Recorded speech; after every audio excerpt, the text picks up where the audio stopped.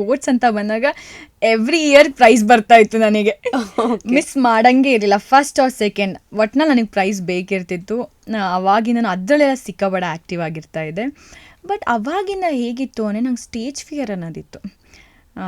ಈಗ ಡ್ರಾಮಾ ಅಂತ ಬರಲಿ, ಡ್ಯಾನ್ಸ್ ಅಂತ ಬರಲಿ, ಈಗೇನಾದ್ರು ಒಂದು ಏನೇ ಪ್ರೋಗ್ರಾಮ್ ಅಂತ ಬಂದರೂ ಕೂಡ ರಾಶಿ ಹೇಗಿದ್ಲು ಅಂತ ಅಂದರೆ ಸ್ಟೇಜ್ ಮೇಲೆ ಹೋಗೋಕ್ಕೆ ಸಿಕ್ಕಾಪಟ್ಟೆ ಹೆದರ್ಕೋತಾ ಇದ್ಲು.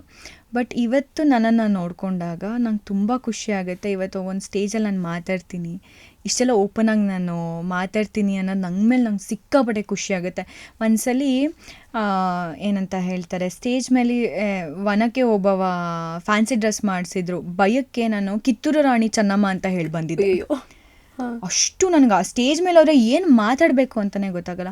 ಬಟ್ ನನಗೆ ಈ ಕಾನ್ಫಿಡೆನ್ಸ್ ಕೊಟ್ಟಿದ್ದೆ ಎಲ್ಲಿ ಗೊತ್ತಾ, ಬಿಗ್ ಬಾಸಲ್ಲಿ. ನಾನು ಬಿಗ್ ಬಾಸ್ಗೆ ಹೋಗೋಕ್ಕಿಂತ ಮುಂಚೆನೂ ಸ್ಟೇಜ್ ಮೇಲೆ ಹೋಗ್ತೀನಿ ಅಂತ ಅಂದರೆ ಎಷ್ಟೊಂದು ಇವೆಂಟ್ಸ್ ನಾನು ಬರಲ್ಲ ಅಂತ ಕ್ಯಾನ್ಸಲ್ ಮಾಡ್ತಿದ್ದೆ.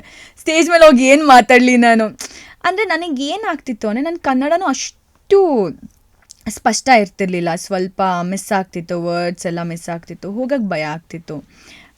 ಏನು ಮಾತಾಡಿದ್ರೆ ಎಲ್ಲಿ ಏನಾಗುತ್ತೋ, ಸುಮ್ಮನೆ ತಪ್ಪು ಮಾತಾಡೋದು ಬೇಡ, ಹೋಗೋದು ಬೇಡ ಅಂತ ಅನಿಸ್ತಿತ್ತು ನನಗೆ. ಇವತ್ತು ಇಷ್ಟು ಕಾನ್ಫಿಡೆಂಟ್ ಆಗಿದ್ದೀನಿ ಅಂತಲೇ ಇದನ್ನೆಲ್ಲ ನಂಗೆ ಹೇಳ್ಕೊಟ್ಟಿದ್ದೆ ಬಿಗ್ ಬಾಸ್ ಮನೇಲಿ.